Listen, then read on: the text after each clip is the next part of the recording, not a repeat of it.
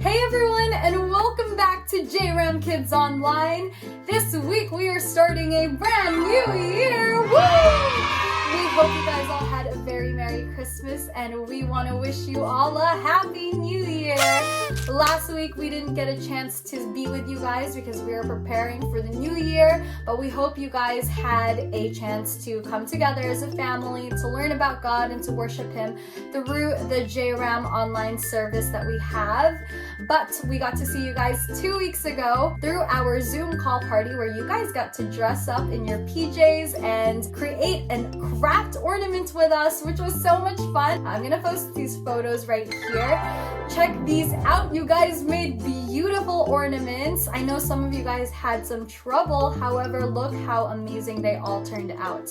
So thank you so much for tuning in with us during that week and for joining us during that Zoom call. We do have another Zoom call coming up in a few weeks, so be excited for that. Stay tuned for those announcements coming up this week. We hope to see you guys there. Now, I know that 2020 was not at all what we were expecting and not what we were thinking would happen. However, God truly showed how powerful He was through this year and how great He is and how sovereign He is over everything in our lives because of what He did and because of how He turned good out of the evil.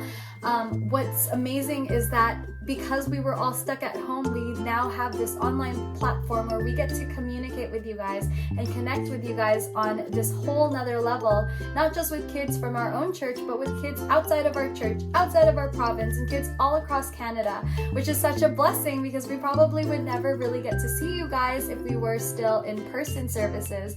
So I want you guys to see that from that point of view and see the pandemic from this point of view, because now we get to learn about Jesus more as one whole community, as one church. And because God has shown us that this year, I'm excited for what God has in store this new year, and I hope you guys are very excited too. So with that being said, let's jump into the lesson. Let's learn about God, let us worship Him, and let us just be excited for what God has in store for us.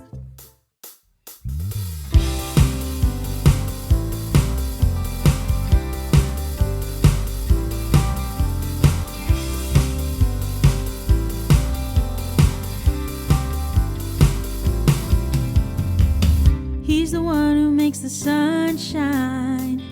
He's the one who puts the moon in the sky. He's the one who hung the stars one by one.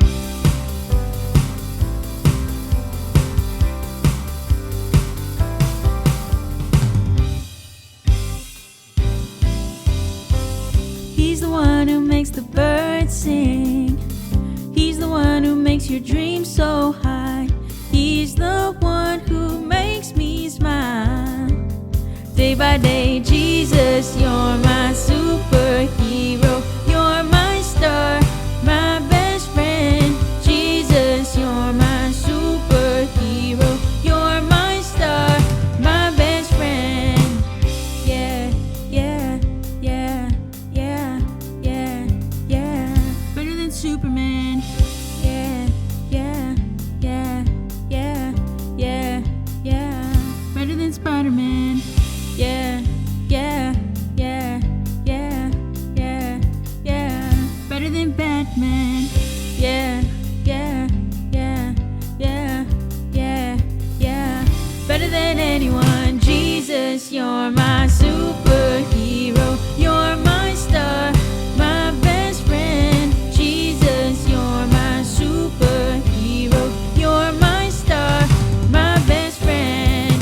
Jesus, you're my superhero. You're my star, my best friend. Jesus, you're my superhero. You're my star, my best friend. Yeah, yeah, yeah, yeah.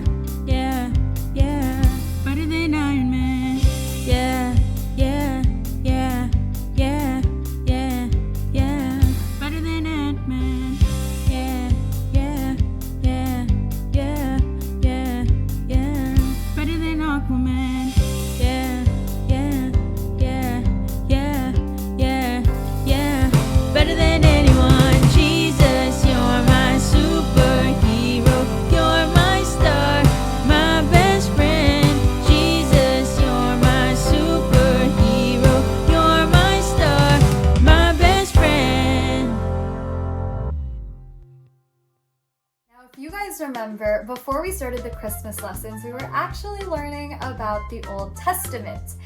And one of the last few lessons we learned about was Isaac and Abraham. And if you guys remember, Isaac was a son to Abraham and Sarah, and he was a very special son because God had promised them a son in their very old age. So he was a miracle child. One of the last lessons we learned about this miracle child was that Abraham was supposed to sacrifice his son, the one he loved very much. But God stopped it all, and the long story short, he did not sacrifice him because God said, it's okay, I know you love me and I know you want to serve me, and it was just a test. So he sacrificed another animal. But we're gonna fast forward now, and Isaac is now all grown up. In fact, he is 40 years old. So that's not that old. That's probably some of your parents' age, right? Maybe.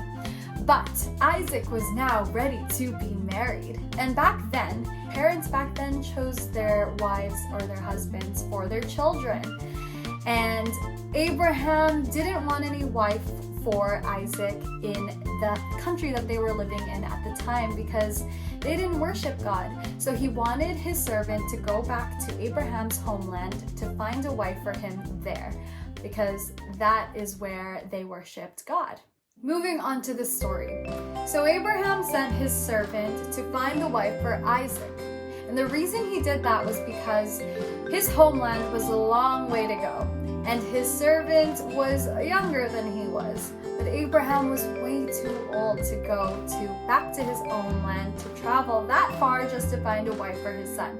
So he sent his servants to do it. And with his servant, he sent 10 camels with him because he wanted to bring back all these gifts for his homeland people. And on these 10 camels, there were filled and loaded with lots of food to eat, lots of clothes to wear, and just all these gifts. And so can you imagine this one servant with 10 camels in a row just following him down all the way to Abraham's homeland?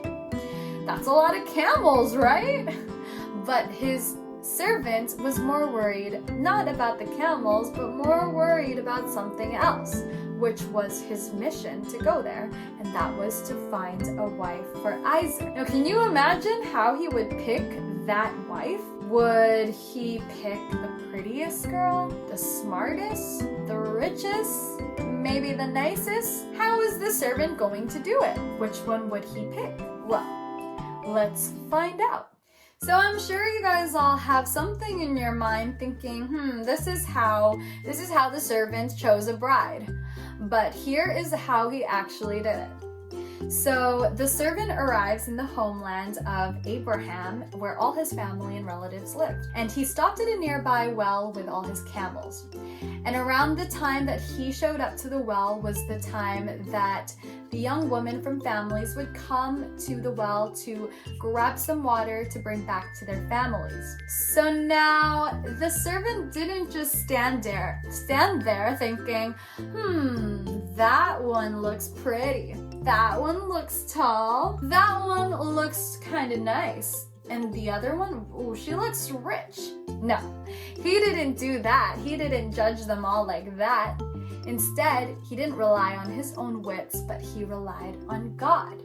So what he did was he prayed, and he prayed for a sign from God to let him know which bride was right for Isaac. So what he prayed for was a sign. The reason why the servant prayed was because he knew that God cares about all the big and the little things in our lives. So the sign that he prayed for was that the girl that would become Isaac's bride would come to him and offer him a drink of water.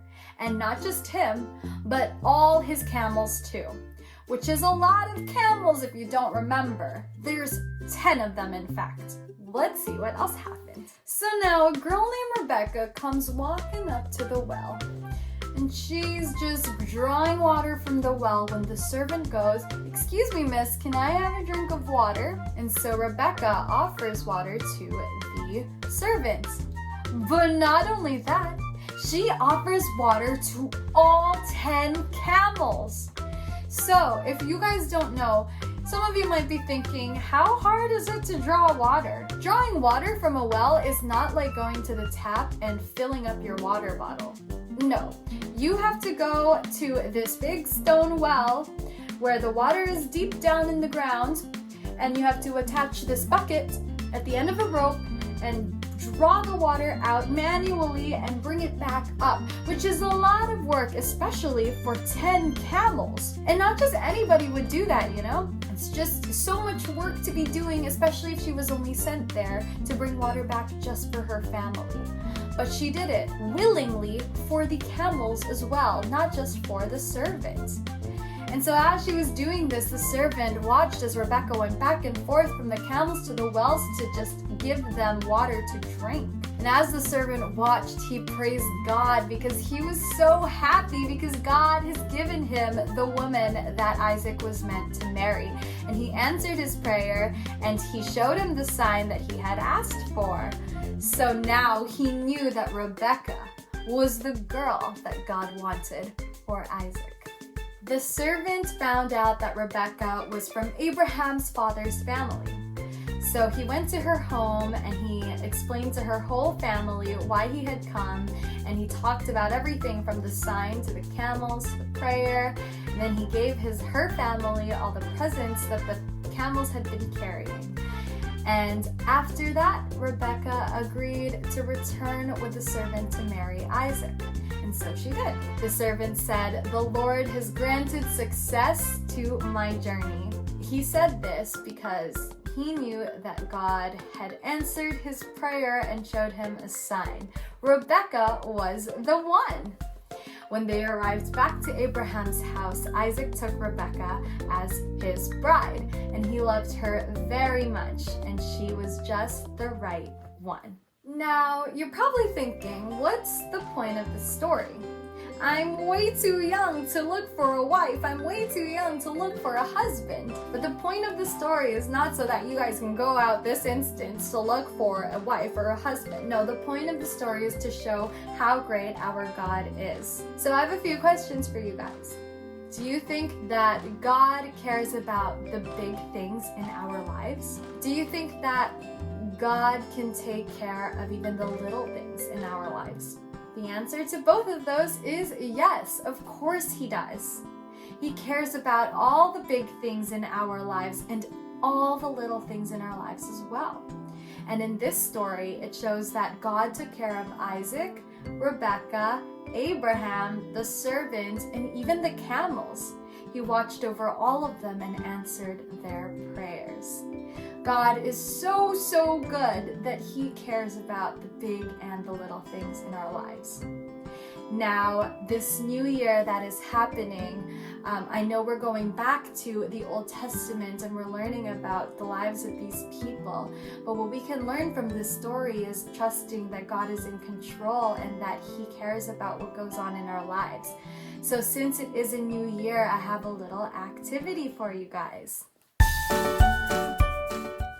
So the little activity we're going to be doing today is, first, I want you guys to pause the video and grab a paper and something to write with. I'll be here, don't be afraid to pause it. So go ahead, pause me, and grab those items.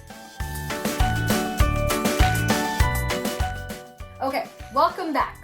So now that you have these items in front of you, what we're going to do is, this new year is like starting off fresh again. What we're going to do is we're going to write out some goals and some prayers for our lives this year. It can be little things or big things, but what we're going to do is we're going to give them to God and we're going to trust him with these goals and these prayers in our lives. It can be little things like, God, my goal this year is to become more obedient to my parents. My goal is to get straight A's. My goal is to play outside more. My goal is to love people more, to be kinder. It can be little things like that, or you can have prayers like, Lord, I pray that the pandemic will go away. Lord, I pray that you keep my family safe from the pandemic. I pray that you keep us all healthy. It can be anything. And we're gonna write these goals and prayers down on this paper, on this piece of paper. We're gonna fold it up. We're gonna title it 2021 Goals and Prayers. And what we're gonna do is we're gonna either put it away somewhere in our closet maybe, or somewhere in our desk, nightstand, or even on our fridge. So every time you see it, you can pray for those goals and those prayers. And you won't open it up until the very end of the year. Once the end of the year hits, you can open it up again and see, oh yes, God answered this prayer. God helped me through this goal. God was the one in control of my life. And so that's what we're going to do today. So I encourage you guys to take that time together, maybe sit with a parent to help you write if you can't write, or to just go over goals that you want to do in your life and prayers that you want to trust God with. So let's do that today. And I hope you guys have a whole list, whether it's 3, 10, 20, doesn't matter. But I hope you guys have something to offer to God and to tell Him, yes, God, this is what I want you to do with my life this year. Thank you, everybody, for joining us this lesson this week. We hope to see you guys again next week. We're so glad you got to join us once again. And I can't wait to see you guys at our Zoom call. Remember to do your homework. And we'll see you next week. Bye!